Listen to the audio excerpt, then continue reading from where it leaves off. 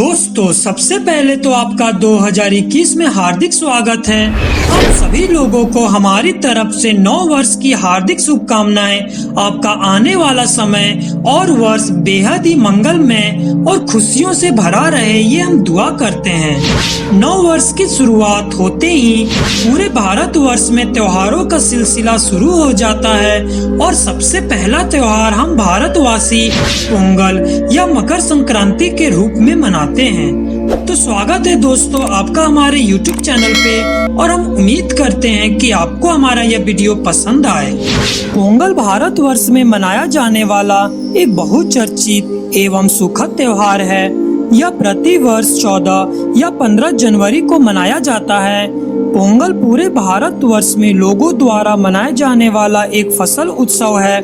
यह त्योहार भारत में भिन्न भिन्न नामों से मनाया जाता है, जैसे कि तमिलनाडु में पोंगल, गुजरात में उत्तरायणा, असम में भोगाली बिहू, केरल में मकारा विलाकू और उत्तर भारत के राज्यों जैसे कि उत्तर प्रदेश, बिहार, झारखंड और दक्षिण भारत के तेलंगाना, आंध्र प्रदेश और कर्नाटका में इसे मकर संक्रांति के नाम से मनाया जाता है। पोंगल पारंपरिक रूप से संपन्नता को समर्पित त्योहार है, जिसमें समृद्धि लाने के लिए वर्षा, धूप तथा खेतिहर मवेशियों की आराधना की जाती है।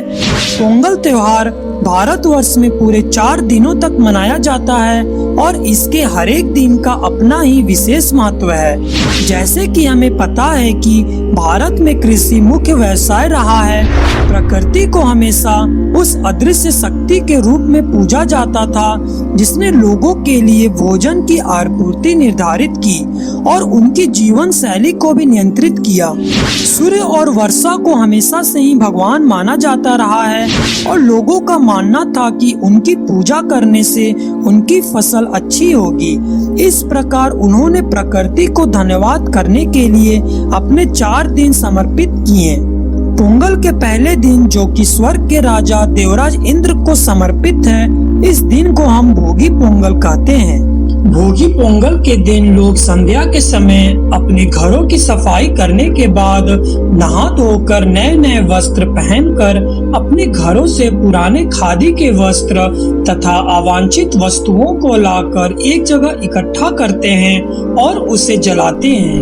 फिर बच्चों से लेकर बुजुर्गों तक लोग इस अग्नि के आसपास नाचते गाते हैं और इस त्योहार का भरपूर आनंद लेते हैं। युवा वर्ग के लोग इस अग्नि के इर्द गिर्द रात भर भोगी कोट्टम बजाते हैं, जो कि एक प्रकार का ढोल होता है। यह दिन नई चीजों के जगह बनाने के लिए पुरानी चीजों को अलविदा कहने का दिन है। इसके बाद इसके राख को कीटनाशक के रूप में कार्य करने के लिए खेतों में फैला दिया जाता है। यह दिन ईश्वर के प्रति सम्मान एवं बुराइयों के अंत की भावना को भी दर्शाता है। पोंगल के दूसरे दिन को हम सूर्य पोंगल कहते हैं। यह भगवान सूर्य को निवेदित होता है। इस दिन पोंगालो पोंगल नामक एक विशेष प्रकार की खीर बनाई जाती है, जो कि मिट्टी के बर्तन में बने नए धान से तैयार चावल, मूंग दाल और गुड़ से बनती है।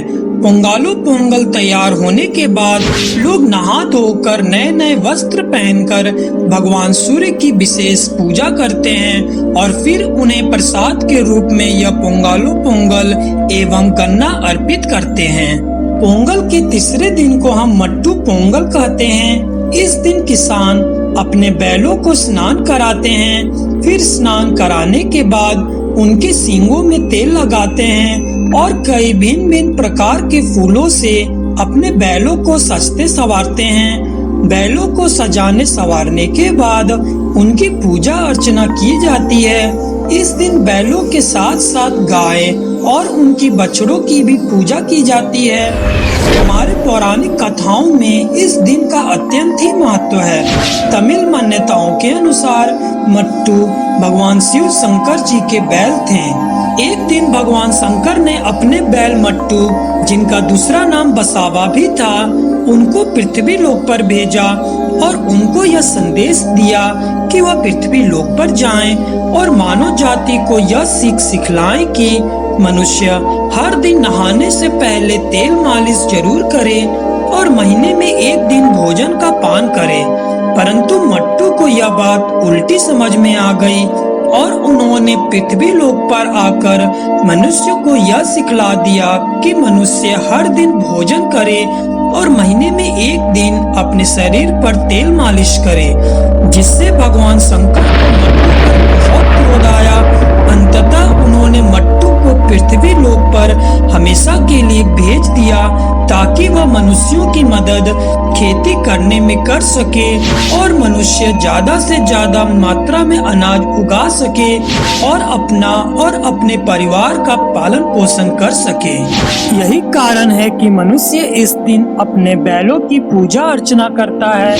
इस दिन दक्षिण भारत के कई गांवों में जलीकट्टू और रिकला नाम के बैलों की दौड़ की प्रतियोगिता होती है, पर वर्तमान समय में कई गांवों में यह खेल प्रतिबंधित है। पोंगल के अंतिम और चौथे दिन को हम कन्नुम पोंगल या कन्या पोंगल भी कहते हैं। इस दिन लोग अपने घरों को सजाते हैं और घर की महिलाएं आम के पल्लव और नारियल के पत्तों से दरवाजे पर तोरण बनाती हैं और घर के मुख्य द्वार पर बहुत ही भव्य रंगोली बनाई जाती है।